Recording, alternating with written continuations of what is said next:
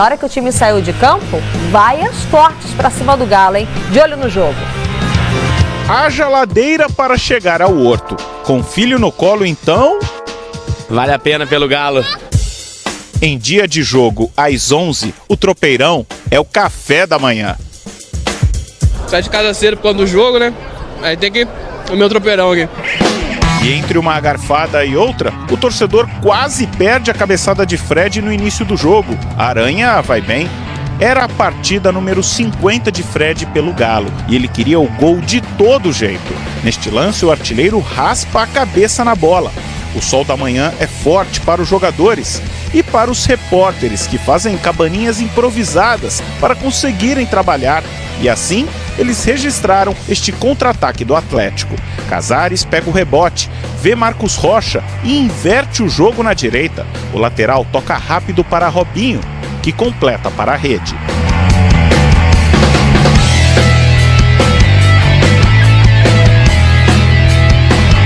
Um gol em apenas 6 toques. No início do segundo tempo, parecia que o Atlético ia ampliar a vantagem. Olha o que faz Aranha neste chute colocado de Casares. Jogo sob controle tem sido uma armadilha para o Atlético. Contra a Ponte, o time voltou a repetir o erro cometido contra Fluminense e Paraná Clube. Um apagão. 3 minutos que mudaram a história da partida. Um contra-ataque da Ponte. Lins atrai a marcação e o Wendel recebe com liberdade na esquerda. Cruzamento perfeito. Gol de Luca.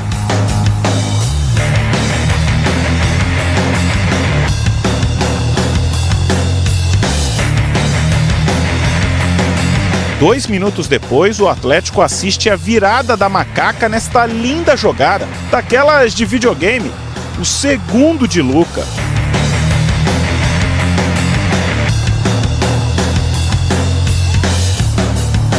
Não fosse Vitor, Luca também faria o terceiro. Do outro lado, Marcos Rocha erra a pontaria. Michael Suel entra na vaga do volante Adilson e tenta pôr fogo no jogo. Na sequência, João Lucas faz fila e só para em Vitor. A Ponte fica em cima e o goleiro tem sorte quando vê o chute de Lins sair.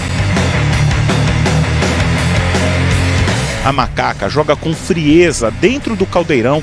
O time mineiro nervoso erra passes e Roger Machado encontra forças em He-Man. Ele entra na vaga de Casares. O atacante aproveita a sobra do escanteio e, de cabeça, incendeia o Independência de novo. A euforia pelo empate dura pouco. Apito final e a resposta do torcedor vem em alto e bom som.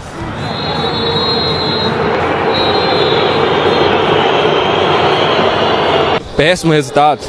É os 5 minutos que a gente está falando de desatenção. A gente tem que manter os 90 minutos equilibrados, prestando atenção durante a partida. 5 minutos que a gente cochilou, tomamos 2 gols, né, que prejudicou bastante. Aí você tem que correr mais, desgastar bastante. Felizmente isso não pode acontecer, né? Acho que nosso time quer brigar pelo título, né? A gente, de 9 pontos disputados, a gente ganhou 2, isso é muito pouco. Mesmo a gente jogando bem, a gente tem que aliar boas partidas com as vitórias. Acho que hoje a gente não fez uma partida ruim, mas a gente apagou durante 5, 10 minutos, isso nos custou a vitória. Já frisei várias vezes, por 10 não pode voltar a acontecer. O time que quer ser campeão tem que ser forte defensivamente. Mesmo quando entra jogadores com características ofensivas, tem que participar do processo defensivo. Tem que botar cada ponto de preta. A gente tá vendo o Roger aí. Olha, tudo bem, apagão, Paulo Lima, mas botar só também na conta do apagão aí é demais, tá repetindo muito o discurso. Vamos pagar Se ficar nessa conta aí, já são 15 minutos de apagão, de apagões, né, durante toda a semana, porque foi assim. Contra o Fluminense lá na segunda rodada, perdeu no Horto, aí perdeu na estreia pro Paraná na Copa do Brasil, todo mundo botou na conta do apagão e agora de novo esse apagão. E apagão em apagão, não, que o Robinho disse, de 9 pontos, apenas 2. E o Roger Machado, a gente acompanhou toda a entrevista coletiva dele, ele usou esse termo aqui, olha, a gente está insistindo com algumas posições, a gente está insistindo com algumas situações e elas não estão acontecendo. Vai ter barração em breve aí. Vai ter barração em breve. E o detalhe, na velha linguagem dos tempos lá da vovó, né? E o candeeiro da Ponte Preta não tem luz? que eu sempre falo, entendeu? E aí, o lampiãozinho, né, de gás, de velhinha, não é só o apagão do lado de lá, a chama da Ponte Preta, a Ponte foi finalista do Campeonato Paulista, e a Ponte estava com um time muito fechadinho, o Galo até chegava, mas não conseguia penetrar ali não, a Ponte organizada. Se coloca do outro lado lá, né, vamos colocar do lado da Ponte. Um time que chegou à final do Campeonato Paulista, que desbancou o Palmeiras, mandou embora, se não me engano, o Corinthians também, né? Ou seja, perdeu algumas peças e continua lá, continua trabalhando. E o apagão de um lado, a desatenção de um, virtude do outro. Não dá só para botar na conta do apagão, do trauma. Ao contrário, você tem um adversário que sabe jogar futebol. Tem um adversário que sabe jogar bola, e a Ponte mostrou isso, né? É claro que a marcação do Atlético falhou, e o Roger está cobrando isso, inclusive me pareceu um recado mais ali pro Marcos Rocha, pelo lado direito, né? Que é um cara que ataca muito e pouco defende. Não estou fazendo o que acho que é campanha para o Marcos Rocha ser barrado, não, muito pelo contrário. Acho que é um cara que tem qualidades, inclusive, para chegar até a seleção brasileira pela bola que ele joga. Mas a veemência, como o Roger falou, ele dá a indicação de que é ali. Porque, pelo outro lado, o Fábio Santos não é um cara que ataca muito. Não é a dele. Ele é mais de defender do que de atacar. Então, essa questão da gente falar que há apagão, porque tem do lado de lá um candeeiro que está com a sua chama forte, que é a chama da Ponte Preta. Não dá para você desvalorizar ou desmerecer o adversário num resultado como esse, muito pelo contrário. E a Ponte, Paulo Calheiros, assim como o Fluminense lá atrás, Fluminense que venceu o Galo em casa, sabendo aproveitar muito bem o contra-ataque em cima do Galo. O Fluminense fez isso na semana passada e ontem a Ponte deixou bem claro também que é um bom caminho aí, é velocidade no contra-ataque. Esse menino Luca, né? Ele veio do Figueirense, foi pro Corinthians, fez gols importantes pro Corinthians, teve um cara que ele se destacou, não ficou. Não é problema nosso, é questão da comissão técnica, da diretoria que não aceitou, ou não ficou por uma questão de empresário, de salário, de grana, que foi mais ou menos esse que se cogitou na época. Vai para a Ponte, é destaque no Campeonato Paulista ao lado do Potter. Muda de função, sai do lado de campo, vai para o centro da grande área. Pega um Atlético Mineiro Independência que é tido como horto, caiu lá, tá morto. O moleque vai lá, faz 2 gols. E aí você não dá a qualidade, não dá a virtude ao time da Ponte Preta?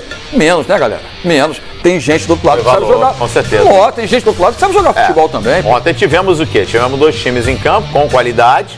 E tivemos um grande resultado para a Ponte Preta. Com certeza. Para a Ponte Preta, que poderia ter sido melhor, hein? Porque a Ponte Preta conseguiu o improvável. O Vitor fez grande defesa. Que é sair perdendo no Horto e conseguir a virada. É muito difícil jogar contra o Atlético na Arena Independência. Então, parabéns à Ponte Preta. Grande resultado do time aí do Gilson Klein. Calheiros, esse campeonato brasileiro promete. Vamos lá na primeira rodada, enquanto ainda tá fácil de olhar para trás e lembrar. Os visitantes não venceram. Não venceram. O que aconteceu nessa rodada? Cruzeiro ganhou na casa do Santos, o Flamengo conseguiu um empate na casa do Atlético Paranaense, a Ponte Preta, o Curitiba ganhou fora de casa. O Curitiba ganhou fora de casa. Esse campeonato brasileiro vai quebrar os nossos números, as estatísticas, porque eles estão, cada rodada está vindo uma curiosidade diferente. Sem dúvida. Jogar em casa, pelo menos nessa rodada, não significou muita coisa. Claro, não. O Atlético ontem ficou devendo no sistema defensivo. Agora, é a questão, o desafio do Roger justamente encontrar esse equilíbrio, reencontrar, porque o Atlético já mostrou equilíbrio no time. Agora, só um detalhe, Paulo Lima, porque a parte ofensiva, e a gente vai analisar juntos aqui, Paulo Lima, você vai analisar, que a parte ofensiva do Galo, isso aí dispensa qualquer apresentação, né? Lógico. Vamos olhar o primeiro gol em detalhe? Vamos colocar na tela aí. Olha esse contra-ataque, Paulo Lima, em detalhe. Mortal. Olha só. O Atlético já fez isso na Libertadores. O Atlético é o time de melhor campanha na Libertadores, gente. Não dá pra desmerecer o Atlético Mineiro também. E olha o Marcos Rocha como já projeta de primeira, Paulo Lima, pro Robinho. E aí por trás da defesa é mortal, né? Quer dizer, o Atlético Mineiro com a bola no pé... Sabe o caminho. É um time muito interessante. É um time que tem muita qualidade. Acho que o desafio é esse, né, Paulo Lima? Encontrar esse equilíbrio, né? O apagão que você falou, que você citou o Marcos Rocha aí, né? E foi o nome criticado também do jogo, né? O Marcos Rocha, ofensivamente, sem dúvida alguma, é um dos principais laterais do país. Não tem a menor dúvida disso, concordo com você. E outra coisa, essa questão da velocidade do Atlético, ela não é novidade. O Atlético fez gols recentemente, assim, na Libertadores da América, dessa maneira, puxando pelo centro do campo, encontrando o Marco Rocha do outro lado, e o cruzamento na área, encontrando o Fred, encontrando o Casares, encontrando o Robinho lá na frente. Não é desmerecer o futebol do Atlético, muito pelo contrário. Quando o Roger dá bronca, é porque vê o time dele voando na Libertadores da América e no Campeonato Campeonato Brasileiro não decolou ainda. Não decolou porque também encontra times que são fortes, como é o caso da Ponte Preta. Não tem como você crucificar ou criticar demais, né, demasiadamente o futebol do Atlético. O Roger sabe muito bem o que está fazendo, a pressão é grande, a vaia é merecida, lógico que é merecida, porque o torcedor quer sempre vencer, apesar de às vezes ter um exagero, né, ter uma fobia muito grande que todo jogo tem que vencer, e não é assim.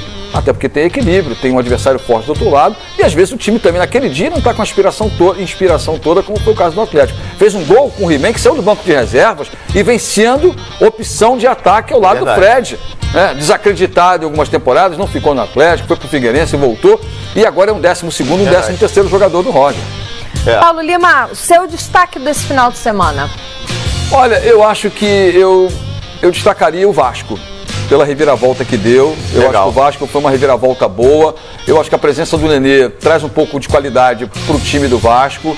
Se pensar exatamente em voltar a ser o cara que ele foi em temporadas passadas, ajudando o Vasco a subir para a primeira divisão, mas acho que o Vasco foi muito bem. Não dá para descartar o Corinthians, né? O Corinthians foi bem, eu acho que, mas destacar pelo jogo que foi Fluminense e Vasco.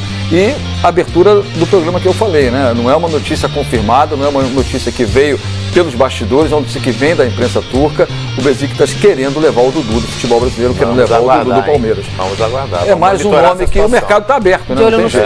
De olho. Paulo Lima, sempre bom tê-lo aqui no Bom Dia Fox. E devagar com a já sequei a galera, já sequei aqui. Então tá bom. E mais tarde estarei junto com a galera toda do Fox, não, hoje é no Fox Rádio, com a turma do bem. No Fox Rádio, maravilha. Botando fogo no programa. Então, boa, Paulo Lima, até a próxima. Até a próxima, bom dia, galera. Muda a caneca do Paulo Lima, então, porque ele vai precisar, porque a turma do rádio, eles vêm que vem, rapaz, 280. Paulo Lima, você acompanha no Fox Sports Rádio, o Bom Dia Fox. Vai para aquele intervalo maroto.